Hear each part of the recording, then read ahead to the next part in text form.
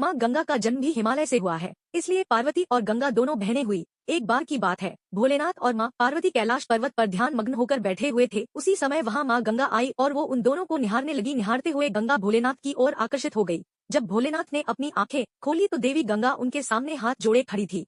देवी गंगा ने शिवजी से कहा कि मैं आपका स्वरूप देख के आपकी तरफ मोहित हो गई हूँ, इसलिए आप मुझे अपनी पत्नी बना ले। जब यह शब्द माँ पार्वती के कानों में पड़े तो उन्होंने अपनी आंखें खोली और क्रोधित होकर गंगा से कहा कि एक बहन होकर तुम ये किसी बातें कर रही हो, तुमने तो बहन होकर सारे सीमाएं खत्म कर दी। देवी गंगा ने कहा इससे क्या फर्क पड़ता है, भले ही तुम उनकी पत्नी हो लेकिन अपने शीश पर वो मुझे ही धारण करते हैं। तब माँ पार्वती ने क्रोध में आकर गंगा को श्राप दे दिया कि तुम हमेशा मैली रहेगी, तुम्हारा पानी काला हो जाएगा, तुम्हारे अंदर लोगों के शव बह करेंगे। पार्वती के क्रोध को देखकर देवी गंगा को अपनी गलती का एहसास हुआ। उन्होंने भोलेनाथ से क्षमा मांगी और इस श्राप का निवारण करने को कहा। तब शिवजी ने गंगा के पश्चाताप को देखते हुए उन्हें श्राप मुक्त कर दिया और कहा, तुम्हारे जल में स्नान करने से लोगों के पाप धुल जाएंगे।